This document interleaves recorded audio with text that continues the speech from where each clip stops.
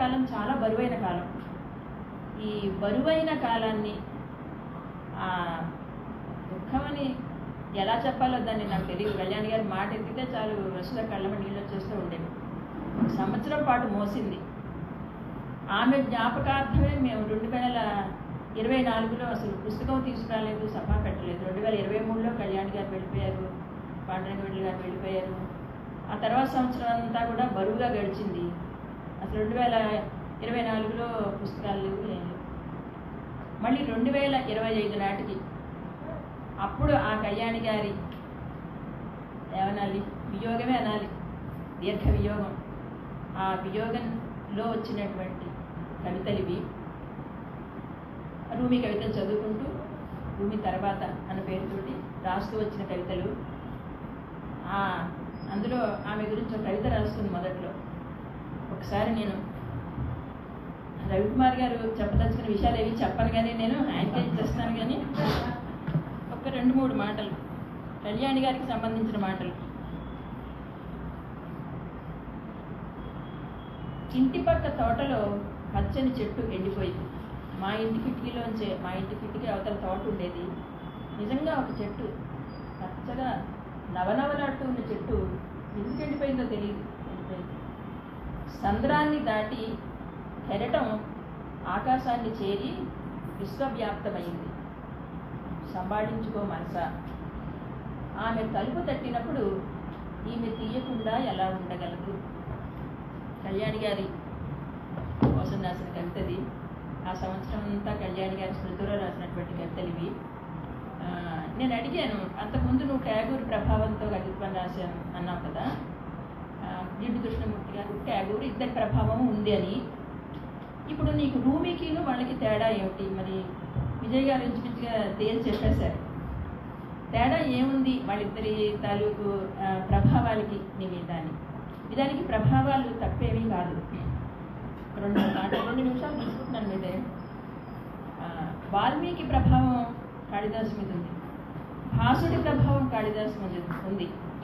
భాసోహాస కవికుల గురు కాళిదాసు విలాస అన్నమాట. అయినా కాళిదాసు కవికుల గురు కాబట్టి ప్రభావాలు అన్నవి విలువైనవి. అలాగా జిడ్డు కృష్ణమూర్తి ప్రభావం కానీ ట్యాగూర్ ప్రభావం కానీ ఆమె మీద పడినా కూడా వసుధకి సొంతదైనటువంటి స్పందన, ఆలోచన సమపాళలో కలగలిగి వచ్చినటువంటి పుస్తకాలు. అయితే ఆ ప్రభావానికి రూపీ ప్రభావానికి తేడా ఏమిటని అడిగాను. తను ఏం చెప్పిందంటే, నాకు అర్థమైంది ఏంటంటే ట్యాగూర్ ప్రభావంలో తాత్వికత వెనక సౌందర్య దృష్టి ఎక్కువ, రూమి తాత్వికత వెనక కొంత విషాదం, జీవన విషాదం నుంచి వచ్చిన తాత్వికత ఇది.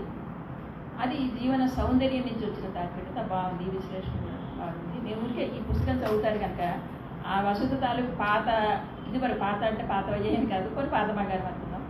ఆ పుస్తకాలకి దీనికి ఉండే తేడా ఏమిటో మీరు పట్టుకుంటారేమోనని ఈ చిన్న సూచన చేస్తున్నాను నేను. మళ్ళీ ఇలాగ ఈ పుస్తకంతో అందరినీ కలవడం బాగుంది. మీరు ఎవరైనా సరే మీ పుస్తకావిష్కరణలు ఇక్కడ చేసుకున్నప్పుడు ఆవిష్కరణకు కానీ మాట్లాడడానికి నన్ను పిలిస్తే నేను కాకినాడ నుంచి వస్తూనే ఉంటాను. నేను కాకినాడ కాదు, విజయవాడ మనిషినే, విజయవాడ వస్తుందంటే. ఇప్పుడు రవికుమార్ గారు ఏం చెప్తారో ఈ పుస్తకం గురించి వినాలని నేను కూడా చాలా కుతూహలంగా ఎదురు చూస్తున్నాను. రవికుమార్ గారికి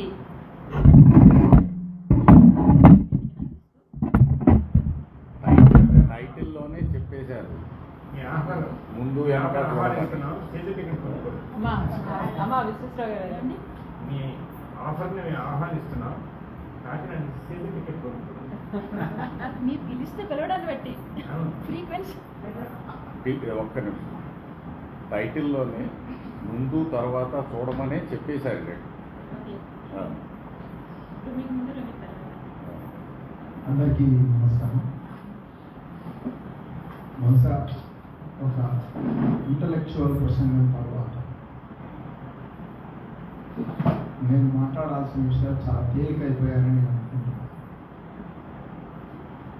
ఎందుకంటే వసుధారాణి గారి రూపాన్ని ఒక ఖలీల్ జిబ్రాన్తోని లేదా ఒక రూమీతోని ఒక ఠాగూర్తోని పోల్చి లేదా వాళ్ళ కవిత్వాంశాలు తన కవిత్వంలో ఏమున్నాయంటే కోగంటి విజయ గారి విశ్లేషణాత్మక ప్రసంగం తర్వాత నేను మాట్లాడేవి, నేను రాసుకొచ్చుకున్నవి ఒకటేగా ఉన్నాయి. ఒక సామాన్య పాఠకుడికి బహుశా వాడికి రూమీ తెలియదు, వాడికి ఖలీల్ జిబ్రాన్ తెలియదు, వాడికి ఠాగూర్ తెలియదు. వసుధారాణి గారి పుస్తకం దొరికింది, మేబీ ఒక చోట దొరికింది. వాడు ఏమనుకుంటాడు? అలానే నా మాటలు ఉంటాయి. ఒక సామాన్య పాఠకుడిలానే మాట్లాడుతున్నాను. అందరికీ ఇది కొత్త భూమిక. ఎప్పుడో చాలా ఏళ్ల క్రితం మాట్లాడాను, మళ్ళీ ఇప్పుడు ఒక పుస్తకం గురించి లేదా ఆ పుస్తకంలో ఉన్న కవిత్వం గురించి మాట్లాడే ప్రయత్నం చేస్తున్నాను.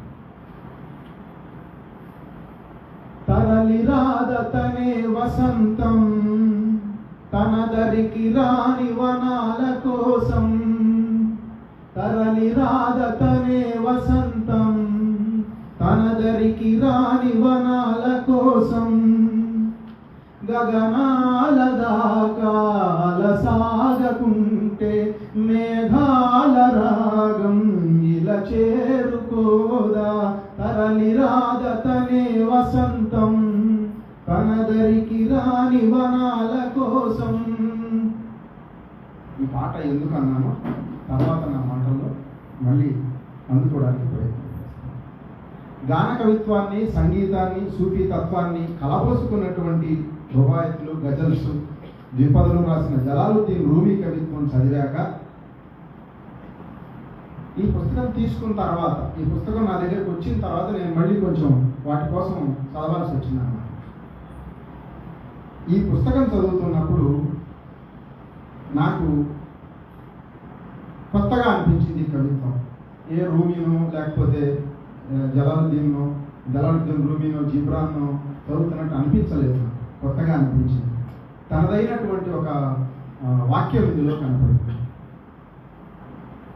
ఈ సంపుటి చదవడం మొదలెట్టినప్పుడు ఒక కవితతోనే నేను ఇలా మొదలయ్యాను. ఆ పుస్తకంలోని కవితతో ఎంతో ప్రయాణం చేసి ఎడారులు, మైదానాలు దాటుకుని నది వద్దకు వచ్చాక నది లోతులు చూపించి భయపెట్టేవారిని చూసి భయపడ గొప్పగా చెప్తారనమాట. ఏదైనా ఒక పుస్తకం తీసుకున్నప్పుడు ఒక సామాన్య పాఠకుడిగా పుస్తకాలు చదవడమే కష్టమైపోతున్నటువంటి తరంలో బతుకుతున్నవాడిని, నా ముందు కూర్చున్న పిల్లలకి ఎవరికి పుస్తకాలు చదివేటువంటి అవకాశం లేకుండా పోతుంది అని బాధపడుతున్న తరంలో ఉన్నటువంటి వాడిని ఒక పుస్తకం, ఇప్పుడు మేము 10వ తరగతి విద్యార్థులు 5వ తరగతి నుంచి 10 దాకా సమీక్షలు రాయించాలి. మా ముందు ఉన్నటువంటి పెద్ద టాస్క్ అది.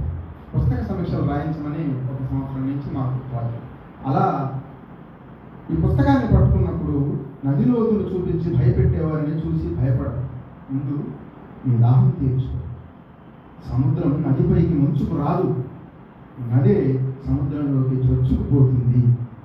నదిని నమ్ముకున్న పడవ తీరాన్ని వెతుక్కుంటుంది. ఈ కవిత నాకు ఈ పుస్తకంలోకి దారి చూపించింది. పుస్తకం అలా మనలోకి ప్రవేశిస్తుంది ఒక నదిలాగా. ఆ పుస్తకాన్ని చూసి ఒక పెద్ద సముద్రం, ఊరి బాబోయ్ ఈ కవిత్వం మనకేంటి, ఇది మనకు అర్థం అవుతుందా కాదా అనే గందరగోళంలో పడేటువంటి ఒక పాఠకుడికి ఈ పుస్తకం దారి చూపిస్తుంది. రా చదువు అని. పూల వెంట, పూల తావుల వెంట, కళల వెంట, కనపడని దారుల వెంట నడిపించి ఇదిగో ఈ ఒడ్డున చేర్చింది. లోపలి సంగతులన్నీ అలవోకగా చెప్పవచ్చా? ఇంత అలవోకగా చెప్పవచ్చా లోపలి సంగతులు? చాలా చాలా గొప్పగా 4-5 లైన్లలోనే కొన్ని ఖండికలు, కొన్ని కవితలు చాలా విస్తృతమైనటువంటి విషయాన్ని ఈ పుస్తకంలో చెప్పారు. అక్కడికి రాగానే ఎందుకు అలా ఇరుకవుతుందో 4 లైన్లలో చెప్పొచ్చు ఆ దారి. అక్కడికి రాగానే ఆ దారి ఎందుకు అంత ఇరుకవుతుందో ఇలా 4 లైన్లలోనే చెప్పవచ్చా? ఏమో ఇలా చెప్పేశారు. 1,00,000 వైరుధ్యాలతో కలబడుతూ ఒక ద్వారం వెనుక తప్పక కలిసి బతికే సంగతులని ఆ వాకిట్లోని పూలకుండి చెప్పేసింది అంటారు. ఆ కవిత ఇది. ద్వారం నిరర్థకమైపోయింది. లోపలి సంగతి ఏదో ఇంటి ముందున్న పూలకుండి చెప్పేసింది. ఆ లోపల ఏం జరుగుతుందనేది ఇంటి ముందున్న పూలకుండి చెప్పింది అంట. ఆ పూలకుండిని పట్టించుకొని తాను ఆ పూలకుండి చూడగానే లోపల ఏం జరుగుతుందో, ఎంత వైరుధ్యాలతో బ్రతుకుతున్నామో, ఎంత వ్యతిరేక దిశల్లో ప్రయాణం చేస్తున్నామో అనే దాన్ని ఆ 4 లైన్లలో గొప్పగా చెప్తారు. పూలకుండి ఎలా ఉంది, ద్వారం లోపల ఉన్న జీవితాలు ఎలా ఉన్నాయి, ఏది చెప్పకుండానే 70% నగర జీవితాలను చిత్రంగా గీసేశారు ఈ కవితలో. లోపల ఎలా బతుకుతున్నామో సరే, పూలకుండీలైనా బాగా చూసుకుందాం. నేను అనుకున్నాను, లోపల ఎలా బతుకుతున్నామో సరే, పూలకుండీనన్నా జాగ్రత్తగా చూసుకుందాం, లేకపోతే ఇలా కవిత్వానికి వస్తువులు అయిపోతాం. కృత్రిమత్వాన్ని ఎంత అందంగా గొప్పగా మీద కప్పుకుని తిరిగినా లోపలిదేదో దొరికిపోతూనే ఉంటుంది. కృత్రిమత్వాన్ని ఎంత అందంగా గొప్పగా మీద కప్పుకుని తిరిగినా లోపలిదేదో దొరికిపోతూనే ఉంటుంది కదా. రోడ్డు వెడల్పు చేయడానికని తాతల నాటి చింత చెట్లు కొట్టేసి రోడ్డు మధ్యలో కస్తూరి పూల చెట్టు, బంగారు గంటలో, లేకపోతే ఊపిరిని గొల్ల చేసే దుబాయ్ చెట్లు నాటేస్తే సరిపోతుందా? పిట్టలకు, పిచ్చుకలకు ఒక చెట్టు కావాలి కదా. ఇవి కాదు కదా మనం ఆశించింది. లోపల ఏవేవో దాపెట్టుకుని పైకి ముసుగేసుకుని బతికేస్తున్న నటన బట్టబయలు కాక తప్పదు. ఇన్ని మాటలన్నీ 4 వరుసల్లోకి పోయంలో చెప్తారు. కాళిదాసు కవిత్వం కొంత, నా పైత్యం కొంత అన్నట్టుగా నాకు అనిపించిన మాటలన్నీ రాసుకున్నాను. ఒక సామాన్య పాట. ఆకాశాన్ని చిత్రించాడు మిత్రుడొకడు, ఆకాశాన్ని చిత్రించాడు మిత్రుడొకడు, ఒక్క పిట్ట కూడా అటుగా ఎగరలేదు అంటారు. బహుశా మీద కప్పుకున్నవన్నీ ఆ పిట్టలు ఎగరకపోవడంతో ఎన్నో రకాల ముసుగులేసి తిరుగుతున్నాం సొసైటీలో. మన వైపు ఆ సహజత్వం రాదు అని చెప్పడానికి ఆ 4 లైన్లు చాలు. సూఫీ తత్వము, ప్రేమతత్వానికి, స్వీయ అనుభవాలకు పెద్ద పీట వేస్తూ మట్టి గురించి చాలా వాక్యాలు వినున్నాం మనం. చాలా మంది మట్టి గురించి అనేక కవితలు రాస్తున్నారు. అద్భుతమైనటువంటి భావ ఎక్స్ప్రెషన్స్ చాలా మనం వినున్నాం, చదివిన్నాం. ఎన్నో దొరికిపోయాయి మన మీద నుంచి మట్టి గురించి. కవిత్వం రాస్తున్నాం, చదువుతూనే ఉన్నాం మట్టి గురించిన కవిత్వం. ప్రతి ఒక్కరూ బహుశా మట్టి గురించి ఏదో ఒక జానర్లో 4 లైన్లో, 40 లైన్లో పెద్ద కవితో, దీర్ఘ కవితో ఏదో రాస్తున్నారు. ఏదైనా కొత్తగా చెప్పినప్పుడు ఆ పదాలు, వాక్యాలు కొందరి నోట వెంట పలుకుతున్నప్పుడు భలే సంతోషంగా ఉంటుంది. ఏదైనా మట్టి గురించి కొత్తగా మాట్లాడాలి అని అనిపిస్తూ ఉంటుంది. కానీ ఏదైనా 4 లైన్లు రాసుకోగానే ఇదిగో ఆ కవి ఇలా మట్టి గురించి చెప్పాడు కదా అని స్ఫురించినప్పుడు కొత్తగా ఏం చెప్పాలి అనిపిస్తుంది అన్నమాట. మట్టిని అమ్మానో, నాన్ననో, బొవ్వానో, బతుకనో ఇంకా ఎన్నెన్నో అని రాసి ఉంటాం, చదివి ఉంటాం, విని ఉంటాం. కానీ కొత్తగా చెప్పడంలోనే ఉంది మజా. తాను రాసినటువంటి ఆ మట్టి గురించిన 4 లైన్లు అదేదో ఒంటి రెక్క మందారం పూసినట్టు, మనోరంజనం పువ్వు జేబులో వేసుకుని గుంటూరు మంగాడీలక్స్లోంచి నడిచిపోతున్నట్టు. మా గుంటూరులో మంగాడీలక్స్ సెంటర్లో మనోరంజనం పూలు అమ్ముతారు. ఆ సెంటర్లోనే అమ్ముతారు. ఆ పువ్వు ఒకటి కొనుక్కొని జోబులో వేసుకుని పోతూ ఉంటే పక్కవాడు మనల్ని చూసి వీడి దగ్గర ఏదో అద్భుతమైనటువంటి పరిమాణం వస్తుందని ముక్కు పుటాలు ఎగరేస్తాడు. అలాగా అనిపిస్తుంది ఈ మాటలు చదివా. ఏం రాశారంటే, ఇది ఇంత మట్టిని పులుముకున్న తర్వాత, ఇది ఇంత మట్టిని పులుముకున్న తర్వాత ఎవరిపైన లోపాన్నో ద్వేషాన్నో చూస్తాను. ఇంత మట్టిని పులుముకున్న తర్వాత ఎవరిపైన కోపాన్నో ద్వేషాన్నో చూస్తాను అంటారు. ఆ మట్టి మనిషి భావోద్రేకాలను కూడా మార్చగలిగేంత గొప్ప శక్తి కలిగినదని చెప్తారు.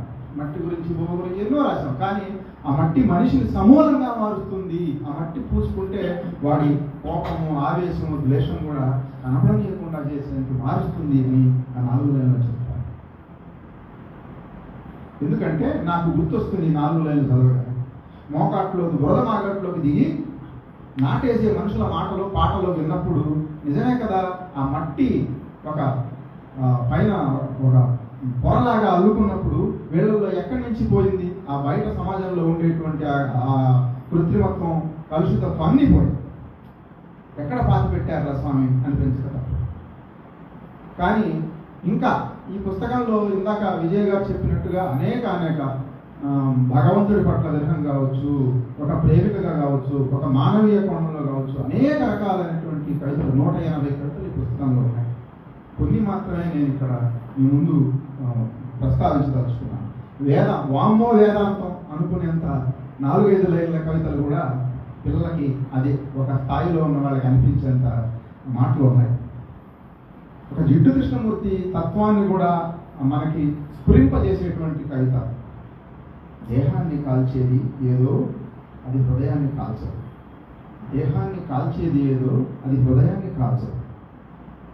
హృదయాన్ని కాల్చేది దేహాన్ని, ఈ రెంటిని వెలిగించేది మాత్రం ఒకటి అంటారు. అర్థం చేసుకున్న వాడికి అర్థం చేసుకున్నాం. దేహాన్ని కాల్చేది ఏది, హృదయాన్ని వెలిగించేది ఏది, హృదయాన్ని కాల్చేది ఏది, దేహాన్ని వెలిగించేది ఏది, ఇట్లా వందలాది ప్రశ్నలు వేసుకుంటూ అలా వెళితే ఓ పెద్ద తత్వశాస్త్ర పుస్తకం తీసుకొని చదువుకోవాల్సిన పరిస్థితిలోకి వెళ్ళిపోతాం. ఇది చదివాక నేను వెలిగానా ఏమో, వెలిగానో లేదో, లోపల కాలితేనే ఇట్లాంటి కొన్ని వాక్యాలు పుడతాయేమో అనిపించింది.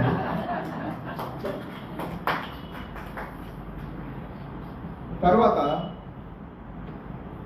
కొందరితో కాసిన నిమిషాలే మాట్లాడతాం. ఆ మాటలు అలా కెరటాల్లా న్యూరాన్ సముద్రాల్లోంచి వచ్చి వెళుతూనే ఉంటాయి. అతి తక్కువ పరిచయం అయినా సరే నేను ఆ కవిత చదివినప్పుడు ఆ వెనకాల ఉన్నటువంటి నీలాంబరం గారి ఆ పరిచయము, వారి వ్యవహారం ఇవన్నీ వింటుంటే ఇప్పుడు నాకు తెలిసాయి. కానీ ఓన్లీ యూ పుస్తకం కానీ దాని అంత ముందున్నటువంటి మాతృలు కానీ నేను చదవలేదు. అంత పెద్ద విషయం 4 లైన్లలో చెప్తారు అని నేను అనుకుంటున్నాను. కొందరితో కాసిని నిమిషాలే మాట్లాడినా ఆ మాటలు అలా కెరటాల్లా న్యూరాన్ సముద్రాల నుంచి వచ్చి వెళుతూనే ఉంటాయి. అదేదో మనకు అనుభవమైన పరిమళం మన చుట్టూనే తిరుగుతున్న ఫీలింగు మన వెంటాడు. పొద్దున్నే రాలే పారిజాతం సంధ్యకాడ ఎందుకు ఇంత గుబాళిస్తుందో అర్థం కానట్లు కొన్ని సంభాషణలు అంతే, రాలేక కూడా పురా పరిమళాలు పంచుతూనే ఉంటాయి. మౌనం ఎన్ని సంభాషణలకు వినపెట్టే కదా, మౌనంగా ఉంటాం చాలాసార్లు. ఇదిగో ఆ విషయాన్ని ఇలా 4 మాటలు చెప్తారు. సంభాషణ తర్వాత కూడా మెదడు చాలాసేపే మాట్లాడింది. సంభాషణ తరువాత కూడా మెదడు చాలాసేపే మాట్లాడింది. మౌనం తర్వాత మనసు.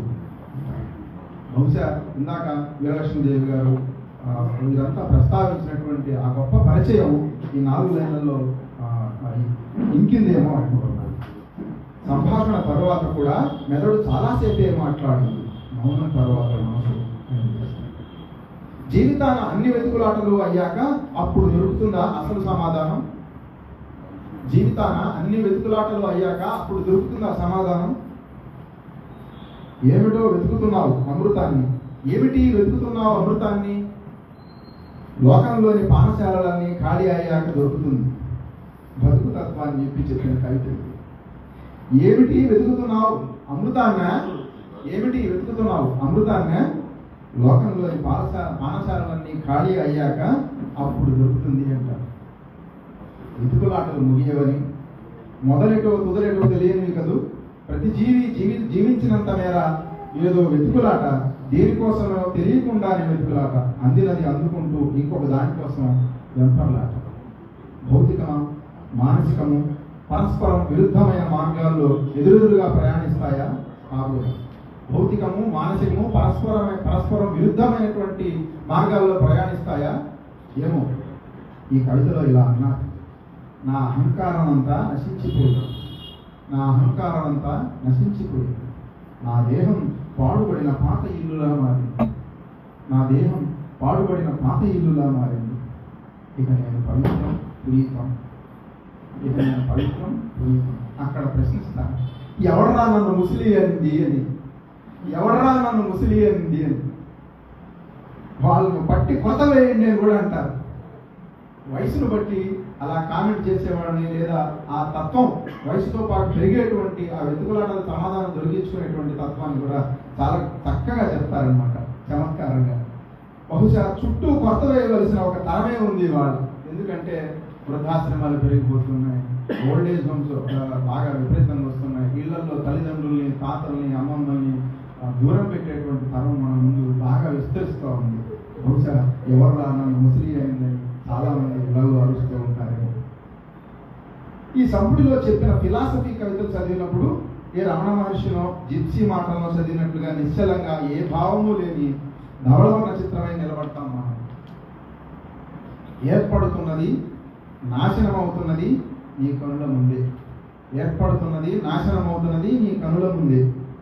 ఎప్పటికో అప్పటికి నిన్ను నాశనం కానిది వశం చేసుకుంటుంది. ఎప్పటికో ఒకప్పటికి నిన్ను నాశనం కానిది వశం చేసుకుంటుంది అంట.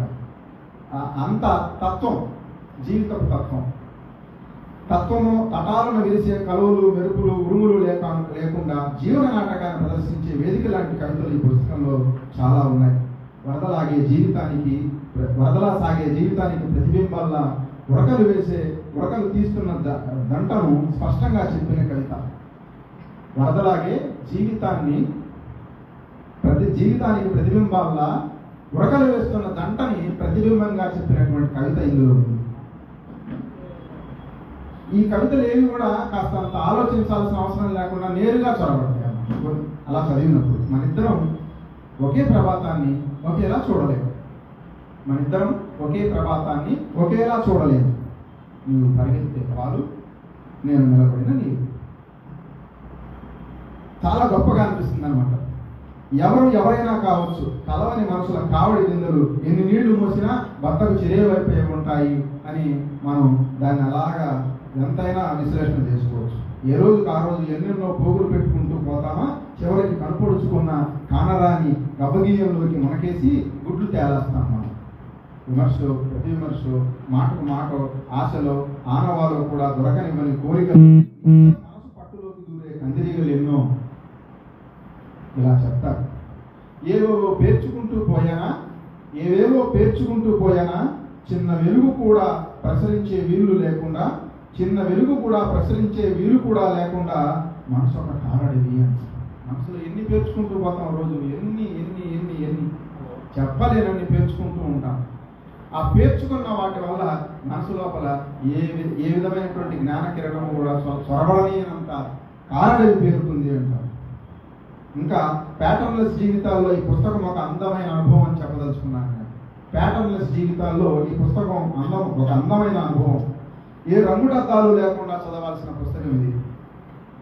బహుశా ఇతర రూమి, జిబ్రాని ఈ స్పర్శలు ఏమీ లేకుండా ఈ పుస్తకం చదువుకుంటే మాత్రం తప్పనిసరిగా ఒక గొప్ప ప్రేమతత్వం కనబడుతుంది, మానవీయత కనబడుతుంది ఈ పుస్తకంలో. తన మానసారణ్యంలో మోదుగులై విరబోసిన క్షణాలను ఇలా గుదిగుచ్చి పుస్తకంలా ఇచ్చినప్పుడే కదా ఆ ఘనీభవించిన క్షణాలకు సార్థకత్వం. అందుకే నేను అన్నాను ఇందాక, తరలిరాత తనే వసంతం తన దరికి రాని వనాల కోసం. వెన్నెల దీపం కొందరిదా అడవిని సైతం వెలుగు కదా, ఎల్లలు లేని చల్లని గాలి అందరి కోసం అందును కాదా అంటూ ఆ కవి రాసిన పాటని ఈ పుస్తకాన్ని నేను అన్వయించుకున్నాను. శివరాకరణ మొగ్గేయకపోతే మా వెంకట నర్సి ఊరుకోదు. మా నాయనమ్మ పేరు వెంకట నర్సి. శివరాకరణ మొగ్గేయకపోతే మా వెంకట నర్సి ఊరుకోదు. అందుకే ఈ రెండును, ఇవి కూడా రచయితలు రాసిన కవితలే. ఈ కవితల్ని ఉటంకిస్తూ నేను చూస్తాను. పానశాలను చేర్చేది ఏ మార్గం అయితేనేమి అనుకున్నా. ఇదిగో ఈ దారి దొరికింది. ఇక్కడ కొందరు దూరుతూ, మరికొందరు ఏదో పేరుతూ, కొందరిని లాక్కుని పోతూ ఓ పక్కగా నేను అలా నిలబడ్డానంతే. ఎవరు తోసుకెళ్ళారో, ఎవరు లాక్కెళ్ళారో మొత్తానికి పానశాల చేరినట్టే ఉన్నాను. నన్నైతే ఈ పానశాలకు అనిల్ డానీ లాక్కొచ్చాడు.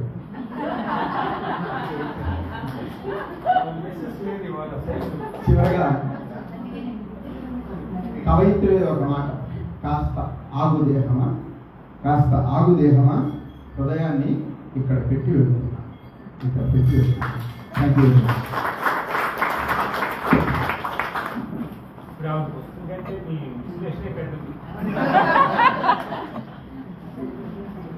కవిత్వం విందామా, కవిత్వం గురించి విందామా నాకు అర్థం కాదు. అంత బాగా చెప్పారండి, చాలా చాలా బాగుంది. ఇంకొకసారి ఇవాళ నిజంగానే మనసు నిండిపోయింది. రెండు మంచి విశ్లేషణలు విన్నాం. విజయ్ గారు చెప్పినటువంటిది అనువాద ప్రక్రియ గురించి వచ్చినటువంటి ఇవన్నీ ఏమేమి అందులో చూడాలో, గమనించాలో, అందులో ఉన్నటువంటి వ్యత్యాసాలు ఏంటో అవి చెప్తే, ఆ కవిత్వాన్ని కవిత్వంలా చెప్పినటువంటి రవికుమార్ గారిని ఇద్దరిని కూడా చాలా ఆనందంగా విన్నాం. ఇప్పుడు మనం కనుక పద్మజ గారు అంటే మన వసుధారాణి గారు అక్కగారు ఇందాక ఆకుపచ్చ నేల గురించి ప్రస్తావించారు సత్యవతి గారు. ఆ పుస్తకం రచయిత నిజంగానే ఆ పుస్తకాన్ని చాలా చదివి ఆనందించాను. ఇదిగో వచ్చేసారు. ఏంటంటే 8 గంటలకి షాపింగ్ అయిపోతే వచ్చింది మనది ఇంకో అరగంట పడుతుంది. సరే అయిపోయిందా టాపిక్?